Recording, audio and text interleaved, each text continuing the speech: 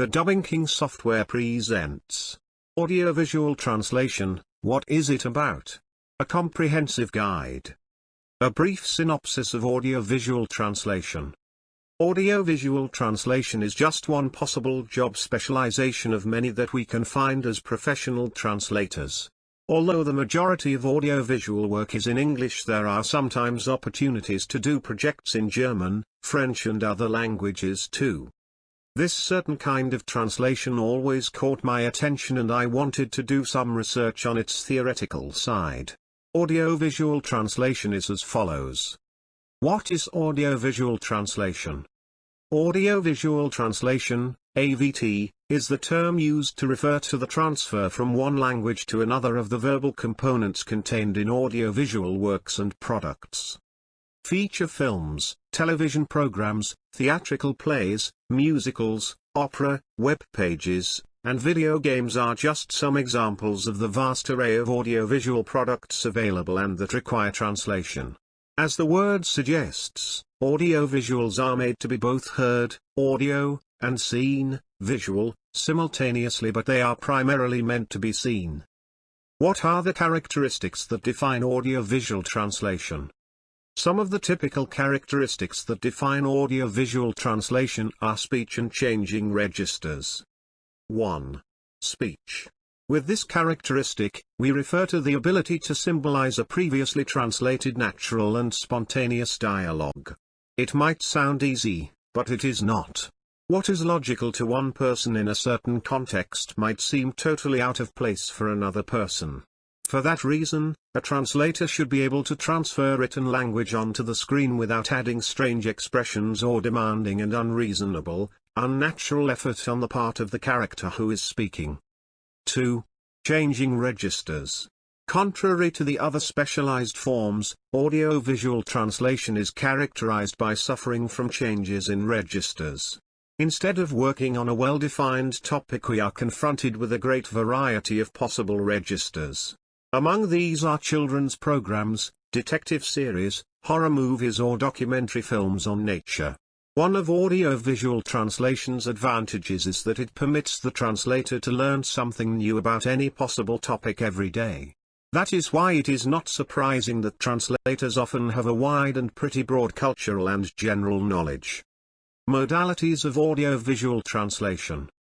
Synchronization and subtitles. Synchronization and subtitles. There has always been a debate about which of the two is the more adequate and appropriate form. From my point of view, both have their pros and cons. Synchronization is the oral adaptation of an audiovisual document in which you do not have any traces of the original language. On some occasions, though, we will find cultural collocations that simply do not apply. In this case, it is necessary to blend in some kind of image or representation of the words in order to get the best results. On the other hand, the original language remains present in an audiovisual document that works with subtitles. The targeted language also is represented by subtitles underneath the visual sequences. Due to globalization and the wide availability to access movies and series from other countries, there is a cultural opening in which subtitles gain popularity over the more traditional synchronization. Overlaid voices. Overlaid voices. It is not unusual today to watch a television program in which you can hear the characters speak in their maternal language whilst you hear an overlaid voice that translates what has already been said.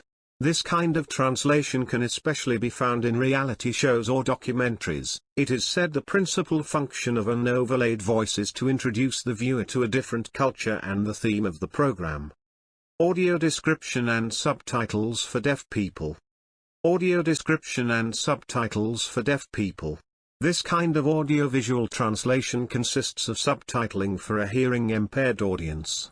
That is why elements like the description of sounds, rather than just conversations between people, need to be included as well. This means that, for example, sighs will be indicated in a different manner from the conversational content-related subtitles. In some programs they tend to mix this kind of translation with the interpretation of sign language. Localization.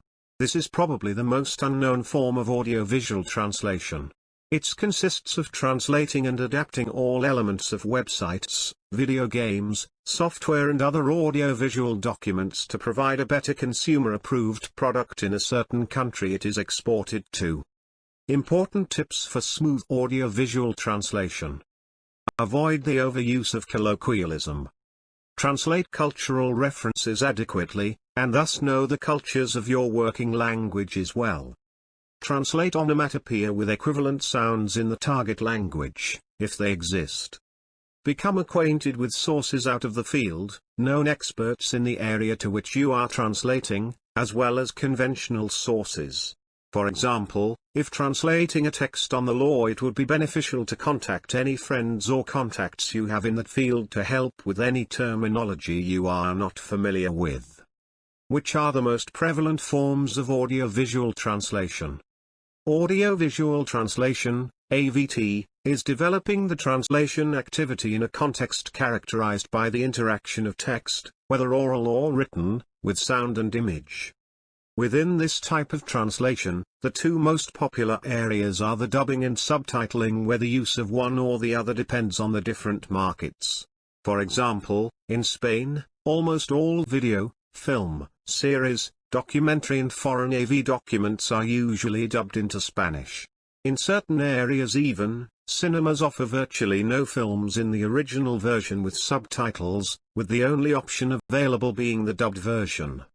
Both have their pros and cons from the point of view of the translator as the target audience.